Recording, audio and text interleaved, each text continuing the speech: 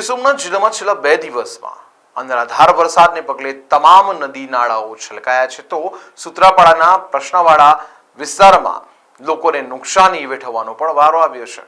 ગીર સોમનાથ જિલ્લામાં છેલ્લા કેટલાક દિવસથી મેઘમંડાણ મંડાઈ રહ્યા હતા, પરંતુ જાણે મેઘરાજા જિલ્લાથી રીસાઈ ચૂક્યા હોય તેવો માહોલ જોવા મળ્યો હતો। પરંતુ છેલ્લા 2 દિવસમાં એકાએક વાતાવરણમાં પલટો આવ્યો અને મેઘ સવારી આવી પહોંચતા જિલ્લામાં શ્રીકાર વરસાદ નોંધાયો છે।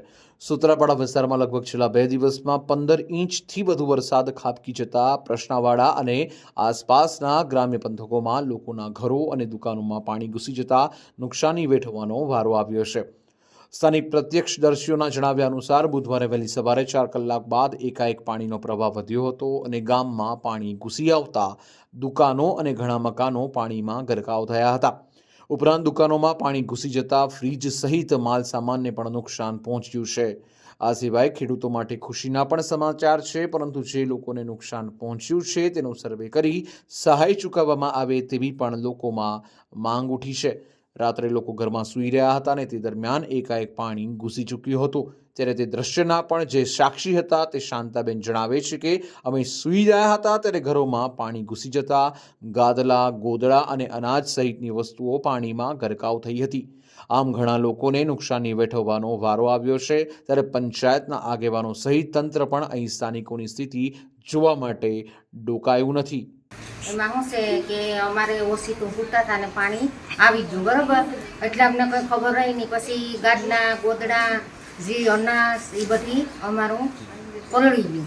પછી જે ફ્રીજો હતું કરિયાણાની દુકાનમાં એ 2 ફ્રીજો, હવે બીજા ભાઈના ઘરમાં 1 ફ્રીજ હતી, એ પછી કટલેરીનો માલ બધું અમારું પલળી ગયું, બરાબર।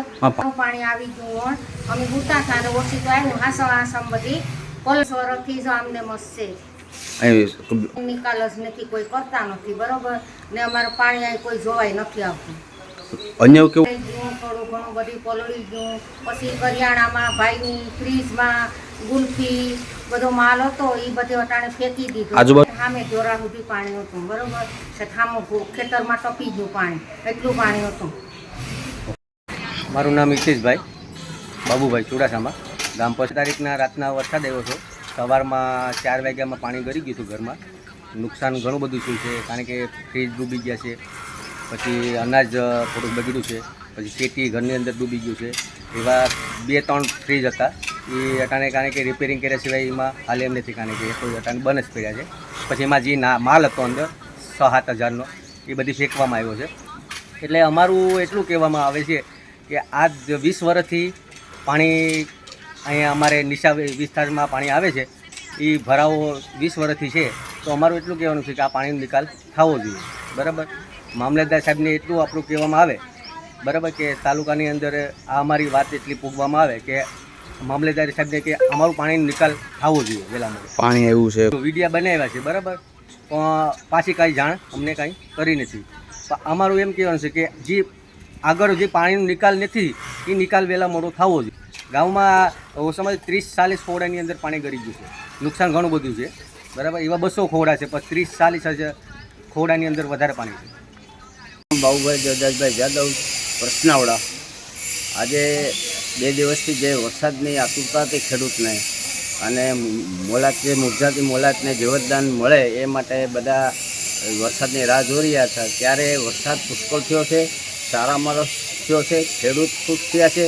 તો પ્રશ્નાવડા ગામની અંદર જે પૂર આવવાની પરિસ્થિતિને કારણે, વધારે વરસાદ હોવાના કારણે અમુક ઘરોમાં જે પાણી ગળી ગયા છે, તો ઘણી બધી નુકસાની થઈ। કોઈના બાજરો પડી ગયો, ઘઉં, કોઈને મશીનરી, કોઈના હંસા, ફ્રીજ, આવું ઘણી નુકસાની થઈ છે।